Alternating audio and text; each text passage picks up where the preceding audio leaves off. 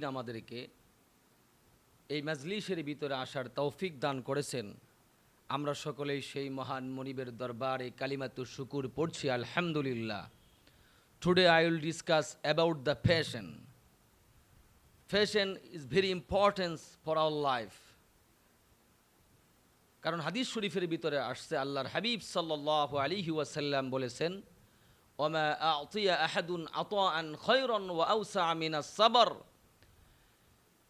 আল্লাহর নবী, বিশ্ব নবী রাহমাতুল লিল আলামিন বলেছেন, এই পৃথিবীর বুকে মানুষকে আল্লাহ রাব্বুল আলামিন যত গুণ দান করেছেন, তন্মধ্যে ধৈর্যের চেয়ে, সবুরের চেয়ে উত্তম কোন গুণ আল্লাহ রাব্বুল আলামিন দান করেন নাই। There is no better virtue than fashion. Fashion is the ladder of honor, ladder of humanity. Fashion হচ্ছে, ধৈর্য হচ্ছে সম্মানের সিঁড়ি, মনুষ্যত্বের সিঁড়ি। আমার ভাইয়ারা, বিপদের সময় চতুর্দিক দিয়ে যখন আমরা অন্ধকার দেখব, as-sabru জিয়াউন, ধৈর্য এক মশারের আলো হয়ে আমাদেরকে মুসলমান পথ দেখাবে।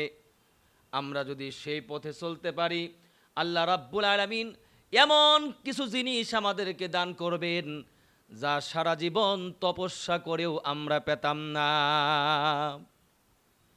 তবে মুসলমান, এই যে ধৈর্যের একটা প্রাণ আছে, ধৈর্যের প্রাণ হচ্ছে আশা। আর আশা সৃষ্টি হয় আল্লাহ রাব্বুল আলামিনের প্রতি সুধারণা থেকে। মুসলমান ভাইয়েরা আমার, আনা ইনদা যন্নি আবদি বি, আল্লাহ রাব্বুল আলামিন বলেন হাদিসে কুদসি যে আমার সঙ্গে আমার ব্যাপারে যেমন ধারণা করবে, আমি ঠিক তেমন আচরণ, তেমন ব্যবহারটাই তার সঙ্গে করব। আল্লাহর প্রতি যদি সুধারণা সৃষ্টি হয়ে যায়, তাহলে মুসলমান তার ভিতরে ধৈর্য চলে আসবে। ধৈর্য ধারণ করতে হবে, ধৈর্যের গুরুত্ব অপরিসীম। The virtues of patience are indescribable. ধৈর্যের গুণ অবর্ণনীয়। মানুষের জীবনে আপস অ্যান্ড ডাউন থাকবেই। প্রকৃতিতে যেমন ঋতুর পালা বদল ঘটে, মানুষের জীবনেও কখনো সুখ আসবে, কখনো দুঃখ আসবে। এভাবেই মানুষের জীবন চলবে। তবে এটাকে বেশি বড় করে দেখার কোনো কারণ নাই। We are here in very short transition period. খুব স্বল্প সময়ের জন্য আল্লাহ রাব্বুল আলামিন আমাদেরকে পৃথিবীতে পাঠিয়েছেন। এক গল্প মনে পড়ল। আপনারা কি জানেন, একদিন নাকি স্যাডনেস হ্যাপিনেসকে বলে, দুঃখ সুখকে বলে তোমার কপাল বড় বড়, তোমার কপালটা বড় ভালো। কারণ দুনিয়ার সমস্ত মানুষ হ্যাপিনেস চায়, সুখ চায়, আনন্দ চায়। প্রত্যেকের প্রার্থনার ভিতরে, দোয়ার ভিতরে তুমি থাকো। সুখ তখন বলতেছে দুঃখ, আসলে আমি সৌভাগ্যশীল নয়, বরং তুমি হলা সৌভাগ্যশীল। কারণ মানুষ যখন সুখ পেয়ে যায়, তখন তারা তার রব মনিবকে ভুলে যায়। আর যখন মানুষকে দুঃখ পেয়ে বসে, তখন তারা তার রবকে বলে না, বেশি বেশি তার রবকে মুসলমান তখন ডাকতে থাকে। মুসলমান ভাইয়েরা আমার, এই জন্য দুঃখ এটা মুমিনের জীবনে থাকা একটা বড় ধরনের নিয়ামত। আল্লাহ রাব্বুল আলামিন মুমিন বান্দাকে পরীক্ষা করেন, কখনো সম্পদ দিয়ে, কখনো তার থেকে সম্পদ নিয়ে, কখনো বা সন্তান দিয়ে, কখনো তার কাছ থেকে সন্তান নিয়ে। আমার বন্ধুগণ, শুধু তাই নয়, আবার কখনো আল্লাহ রাব্বুল আলামিন ওই বান্দার কাছ থেকে আল্লাহ রাব্বুল আলামিন সন্তান নিয়ে বান্দাকে পরীক্ষা করেন। আবার কখনো আল্লাহ রাব্বুল আলামিন সন্তান দিয়ে পরীক্ষা করেন, কখনো ক্ষমতা দিয়ে, কখনো আবার তার কাছ থেকে ক্ষমতা নিয়ে আল্লাহ রাব্বুল আলামিন পরীক্ষা করে থাকেন। বন্ধুগণ আমার, এই জন্য হাইপার হওয়ার কোনো কারণ নাই। ধৈর্যশীল হতে হবে, আমার আল্লাহ রাব্বুল আলামিন বলছেন, ইন্নাল্লাহা মা'আস সাবিরিন। ধৈর্যশীলদের সাথে কে আছে ভাই? আল্লাহ রাব্বুল আলামিন আছে। যারা ধৈর্যশীল তাদের সঙ্গে সবসময় আল্লাহ রাব্বুল আলামিন আছে। একটার ব্যাখ্যা এভাবে বলি, একজন মানুষ অসুস্থ, ইন দ্য মিন টাইমে ওই এলাকার একজন কোটিপতি এবং অনেক বড় দানবীর লোকটা যদি এসে বলে, ভাই তুমি টেনশন করো না, চিন্তা তুমি করো না, তোমার ক্যান্সার হয়েছে, রোগ হয়েছে, লক্ষ লক্ষ টাকা লাগবে, বিষয়টা আমি দেখব, আমি তোমার সাথে আছি। দুনিয়ার একজন সাধারণ মানুষ যখন এমন কথা বলে, মুসলমান রোগী তখন অর্ধেক সুস্থ এমনিতেই হয়ে যায়। দুনিয়ার একজন সাধারণ মানুষ যদি আশ্বাস দিলে, দুনিয়ার কোনো মানুষ যখন যদি বলে আমি তোমার সঙ্গে আছি, তখন যেহেতু আমাদের মনটা প্রফুল্ল হয়ে যায়। আল্লাহ রাব্বুল আলামিন বলছেন, বান্দা বিপদের সময় যদি তোমরা ধৈর্য ধারণ করে থাকতে পারো, তাহলে আমি আল্লাহ রাব্বুল আলামিন সব সময় তোমাদের সাথে আছি। আলা ইন্না নাসরাল্লাহি করিব। সূরাতুল বাকারা 214 নম্বর আয়াতে আল্লাহ রাব্বুল আলামিন বলছেন যে আল্লাহ রাব্বুল আলামিনের সাহায্য অতীব নিকটে, খুব তাড়াতাড়ি। আতামরুল্লাহি ফালা তাস্তাজিলু। অন্যত্র এক আয়াতে সূরাতুন নাহলের ভিতর আল্লাহ রাব্বুল আলামিন বলছেন, বান্দা আল্লাহর সাহায্য আসতেছে, ডোন্ট হারি, ডোন্ট আর্লি, বান্দা বেশি তাড়াতাড়ি করো না। বন্ধুগণ আমার, আল্লাহ রাব্বুল আলামিন যে ধৈর্য নামক গুণটা যাকে দান করেন তাকে বড় মহব্বত করেন। ধৈর্য এমন একটি গাছ যার সারা গায়ে মুসলমান কাটা, কিন্তু এর ফলটা বড় মিষ্টি। সবাইকে আল্লাহ রাব্বুল আলামিন মুসলমান বিপদ দেন না। আপনারা দেখে থাকবেন, যেই রোগীকে হসপিটালে ভর্তি করা হয়, মুসলমান ভাই, সব রোগীকে কিন্তু হসপিটালে ভর্তি করা হয় না। যাকে ভর্তি করা হয় তার মানে হচ্ছে তাকে ট্রিটমেন্ট করবে ডাক্তার, চিকিৎসা করবে। কিন্তু অনেক রোগী এমন আছে, আপনারা দেখবেন ডাক্তারের কাছে নিয়ে গেলে পরে ডাক্তার বলে দেয় এই রোগী ভালো হবে না, তাকে আপনারা নিয়ে যান, তার মন যা চায় তাই তাকে খাওয়ান, বেশি দিন সে লাস্টিং করবে না, এই জন্য হসপিটালেও তাকে ভর্তি রাখে না। এই যে বিপদ আপদ বালা মুসিবত মুসলমান, এটা আল্লাহর পক্ষ থেকে এক ধরনের ওয়ান কাইন্ড অফ অপারেশন। সব রোগীকেই যেমন ডাক্তার অপারেশন করে না, যেগুলো মুসলমান ডেট এক্সপায়ার হয়ে গেছে, বেশি দিন বাঁচবে না, অপারেশন করেও কোনো কাজ হবে না, এমন রোগীকে ডাক্তার হসপিটালে রাখে না। ঠিক তদ্রূপ আমার আল্লাহ রাব্বুল আলামিন সব মানুষকেই তিনার পরীক্ষা নামক অপারেশন করেন না। কারণ যেই বান্দাকে পরীক্ষা করলে বান্দা ভালো হবে, অপারেশন করলে, পরীক্ষা নামক অপারেশন করলে বান্দা গুনাহ ছাড়বে, জান্নাতি হবে, তার গুনাহগুলোকে মোচন করা যাবে, এমন বান্দাদেরকে আল্লাহ রাব্বুল আলামিন পরীক্ষা করে থাকেন। এজন্যই তো আপনারা দেখবেন, একই সঙ্গে ধান বুনেছি, পাশের জন নামাজ পড়ে না, রোজা রাখে না, দাড়ি নাই, টুপি নাই, ইসলাম মানে না, ইসলামের সংস্কৃতি, সভ্যতা, তাহজিব, তামাদ্দুন, কৃষ্টি, কালচার কিছুই অনুসরণ করে চলে না। এরপরেও তার ক্ষেতের ধান অত্যন্ত ভালো, কত সুন্দর চমৎকার ধান হয়েছে। অপরদিকে মুসলমান আরেকজন 5 ওয়াক্ত নামাজ পড়ে, রমজান মাসে রোজা রাখে, দাড়ি রাখছে, কিন্তু তার দুঃখের শেষ নাই, মুসলমান তার ক্ষেতের ধানও ভালো হয় নাই। কারণ আল্লাহ রাব্বুল আলামিন তাকে পরীক্ষা করতেছেন, তাকে পরীক্ষা করবেন, তার জন্য ভালো কিছু আছে।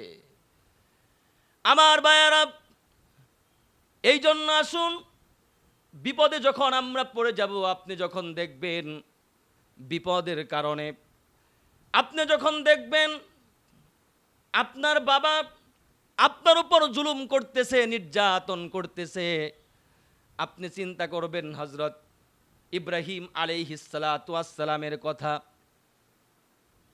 আপনার বাবা যদি আপনার উপর জুলুম করে, ইব্রাহিম পয়গম্বরের কথা স্মরণ করবেন। এত বড় একজন পয়গম্বর হওয়া সত্ত্বেও তাকে তার বাবা আজর তার উপর জুলুম করেছে, নির্যাতন করেছে, নিজ হাতে তাকে অগ্নিকুণ্ডের ভিতরে নিক্ষিপ্ত করেছিল। আপনি যদি দেখেন আপনার স্ত্রী আপনার কথা শুনে না, দিন মানে না, তাহলে আপনি হযরত নূহ আলাইহিস সালাম এবং লূত আলাইহিস সালামের কথা ভাববেন। তিনারা এত বড় বড় পয়গাম্বার হওয়া সত্ত্বেও তিনাদের স্ত্রীরা তাদের কথা শুনে নাই।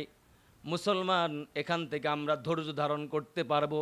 নূহ আলাইহিস সালাম লূত আলাইহিস সালামের কথা মনে করলে, স্ত্রী যদি কথা নাও শুনে, তখন আমাদের ভিতরে একটা কনসোলেশন, প্রবোধ আসবে, সান্ত্বনা আসবে। আপনি যদি দেখেন আপনার কষ্টের পরে কষ্ট লেগে আছে, রোগের পর রোগ লেগে আছে, আপনি হযরত আইয়ুব আলাইহিস সালামের কথা ভাববেন। এত বড় একজন পয়গম্বর হওয়া সত্ত্বেও তার উপর 8 বছর, কেউ বলেছেন 12 বছর, কেউ বলেছেন 17 বছর এমন রোগ আল্লাহ রাব্বুল আলামিন দিয়েছিলেন। তিনার দেহের ভিতরে মুসলমান পচে গিয়েছিল, পোকা হয়ে গিয়েছিল। এরপরও আইয়ুব আলাইহিস সালাম অধৈর্য হয়ে যান নাই। আপনি যদি দেখেন আপনার ভাইদের মাধ্যমে যদি আপনি টর্চারের শিকার হন, জুলুমার নির্যাতনের শিকার হন, হযরত ইউসুফ পয়গম্বরের কথা স্মরণ করবেন। তার ভাইয়েরা কূপের ভিতরে তাকে নিক্ষেপ করেছিল, মারার জন্য মুসলমান অধৈর্য হয়ে যায় নাই। আপনি যদি দেখেন আপনি একজন স্ত্রী, স্বামী যদি আপনার উপর জুলুম করে, নির্যাতন করে, আপনি চিন্তা করবেন ফেরাউনের কথা, হযরত আসিয়া আলাইহিস সালামের কথা চিন্তা করবেন। এত বড় একজন আল্লাহর প্রিয় বান্দি হওয়া সত্ত্বেও ফেরাউন তার উপর কত জুলুম করেছে, নির্যাতন করেছে, এরপরেও মুসলমান অধৈর্য হয়ে যায় নাই। অধৈর্য হওয়া যাবে না। আল্লাহ রাব্বুল আলামিন পরীক্ষা করবেন। শুধু তাই নয় মুসলমান ভাইয়েরা আমার, আমার আপনার নবী, বিশ্ব নবী কামলিওয়ালা মুহাম্মাদুর রাসূলুল্লাহ সাল্লাল্লাহু আলাইহি ওয়াসাল্লাম এত বড় একজন পয়গম্বর ছিলেন, শ্রেষ্ঠ নবী। আমার ভাইয়েরা, যিনি গাছের নবী, মাছের নবী, আসমানের নবী, জমিনের নবী, চন্দ্র সূর্য গ্রহ নক্ষত্রের নবী, এমনকি সমস্ত নবীদেরও নবী। আল্লাহু আকবার। এমন একজন নবী, তিনার জীবনটা কেমন ছিল? খেজুর পাতার ছাউনির নিচে আল্লাহর নবী রাত্রি যাপন করেছেন। মুসলমান কোনো বিলাসবহুল বাড়িতে তিনি থাকেন নাই, এরপরেও কখনো মুসলমান অধৈর্য হয়ে যান নাই। একবার নয়, দুইবার নয়, আল্লাহর হাবিব 1 বছর নয়, 2 বছর নয়, দীর্ঘ তিনটি বছর শিয়াবি আবি তলেবে জেল খেটেছেন। নবীজি অধৈর্য হয়ে যান নাই। শুধু তাই নয়, জন্মের আগে বাবা হারাইছেন, জন্মের পরই 6 বছর 6 মাস বয়সে মা আমিনাকেও হারাইছেন। নবীজি অধৈর্য হয়ে যান নাই। নিজের জীবদ্দশায় প্রিয়তমা স্ত্রী আম্মাজান খাদিজা রাদিয়াল্লাহু তাআলা আনহাকে তিনি হারিয়েছেন। এরপরও আল্লাহর হাবিব মুসলমান অধৈর্য হয়ে যান নাই। আপন মাতৃভূমি মক্কা থেকে ষড়যন্ত্র করে আল্লাহর হাবিব রাহমাতুল লিল আলামিন সাইয়্যিদুল মুরসালিন সাল্লাল্লাহু আলাইহি ওয়াসাল্লামকে বের করে দেওয়া হয়েছে। এরপরেও মুসলমান নবীজি অধৈর্য হয়ে যান নাই। শুধুমাত্র ফাতেমা ছাড়া সমস্ত সন্তানের লাশ কাঁধে বহন করে আল্লাহর হাবিব কবরের ভিতরে নামাইছেন। বাবা হয়ে সন্তানের লাশ কাঁধে বহন করেছেন, নবীজি অধৈর্য হয়ে যান নাই।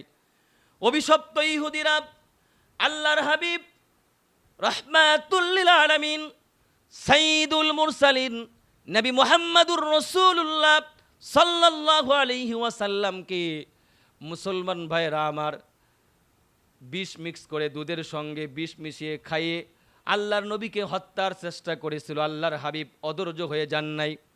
খাবারের সঙ্গে বিষ মিশিয়েছিল। উহুদের ময়দানে দান্দান মুবারক শহীদ হয়েছে। লোহার হেলমেট আল্লাহর হাবিবের মাথার ভিতরে ঢুকে গিয়েছিল, 1-2 ঘন্টা নয়। হাদিসের ভাষ্য অনুযায়ী বোঝা যায় আল্লাহর হাবিব দিনের নবী দীর্ঘ 3টা ঘন্টা তিনি মুসলমান সেখানে বেহুশ হয়ে পড়েছিলেন। নবীজি অধৈর্য হয়ে যান নাই। তায়েফের ময়দানে রক্ত ঝরানো হয়েছে, কষ্টের পর কষ্টের শিকার হয়েছেন নবী করিম সাল্লাল্লাহু আলাইহি ওয়াসাল্লাম। এরপরও তিনি অধৈর্য হয়ে যান নাই। কারণ মুসলমান আল্লাহ রাব্বুল আলামিন কেন পরীক্ষা করেন? স্বর্ণকার যেমনিভাবে স্বর্ণকে আগুনে জ্বালিয়ে পুড়িয়ে খাদ বের করে খাঁটি স্বর্ণ বানায়, ঠিক আমার আল্লাহ রাব্বুল আলামিন তার মুমিন বান্দাকে পরীক্ষার আগুনে জ্বালিয়ে পুড়িয়ে খাদ বের করে তাদেরকে খাঁটি মুমিন বানায়। ঠিক কি না আমার ভাইয়েরা? এই জন্য পরীক্ষা আসবে আল্লাহর পক্ষ থেকে মুমিন বান্দার জন্য, এটা হচ্ছে রহমত। আল্লাহ রাব্বুল আলামিনকে ভুলে গেলে চলবে না আমার ভাইয়েরা। মানুষের জীবন কখনো একরকম যায় না।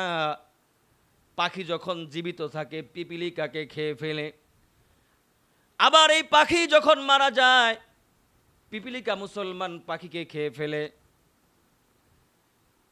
গাছ থেকে মুসলমান হাজার হাজার দেশ লাটের কাঠি তৈরি হয়, মেসের কাঠি তৈরি হয়, আবার একটা কাঠি দিয়ে মুসলমান হাজার হাজার গাছকে জ্বালিয়ে দেওয়া যায়। আমরা হলাম মানুষ, আমরা এখন জীবিত আছি, মাটি থেকে আমরা রিজিক গ্রহণ করি। কিন্তু মুসলমান এমন একটা সময় আসবে যখন আমরা মৃত্যুবরণ করব, এই কবরের ভিতরে যখন আমরা ঢুকে যাব, এই কবর মুসলমান আমাদেরকে রিজিক হিসাবে গ্রহণ করবে। এই জন্য অহংকার করার কিছু নাই। We can not be arrogant, we can not be corrupted, we have to humble person, polite person. আমাদেরকে বিনম্র হতে হবে, নরম হতে হবে। অহংকার করার কিছু নাই। মাটির দেহ মাটিতে খাবে। আবার প্রিয় ভাইয়েরা আমার, এই দুনিয়া ছেড়ে আমাদের সকলকেই চলে যেতে হবে। আমার ভাইয়েরা, আমার বন্ধুগণ, এতটা অধৈর্য হলে হবে না। বুখারী শরীফের 3612 নম্বর হাদিস, আল্লাহর হাবিব সাল্লাল্লাহু আলাইহি ওয়াসাল্লাম একদিন قال شكونا إلى رسول الله صلى الله عليه وسلم بردة في ظل الكعبة قلنا له ألا تستنصر لنا ألا تدعو الله لنا। আল্লাহর হাবিব সাল্লাল্লাহু আলাইহি ওয়াসাল্লাম একদিন তিনার গায়ের চাদরটাকে বালিশ বানিয়ে মুসলমান কাবাগরের ছায়ার ভিতরে তিনি ঘুমাচ্ছিলেন, বিশ্রাম করতেছিলেন। ইন দ্য মিন টাইমে কয়েকজন সাহাবী গিয়ে বললেন, ইয়া রাসূলুল্লাহ, এই যে আমাদের উপর টর্চার হচ্ছে, জুলুম হচ্ছে, নির্যাতন হচ্ছে, আপনি কি আল্লাহর কাছে একটু দোয়া করবেন না আমাদের জন্য? আপনি কি আমাদের জন্য আল্লাহর কাছে একটু সাহায্য চাবেন না? দিনের নবী রাহমাতুল লিল আলামিন সাইয়্যিদুল মুরসালিন নবীজি তখন বলে দিলেন, ক্বালা কানার রাজুলু ফি মান ক্বাবলাকুম ইহফারু লাহু ফিল আরদ ফায়ুজআলু লাহু ফিহি ফায়ুজাউ বিল মিনশারি ফায়ুদাউ আলা রাসিহি ফায়ুশাক্কু বিইসনাতাইন। তোমাদের উপর আর কতটুকু জুলুম নির্যাতন চলে? তোমাদের পূর্বে যে জাতিগুলো ছিল, অনেক সময় তাদের উপর এমন হয়েছে, তাদেরকে মারার জন্য, জুলুম নির্যাতন করার জন্য মাটিতে গর্ত খনন করা হয়েছে, তাদেরকে গর্তের ভিতরে পুঁতে রাখা হয়েছে।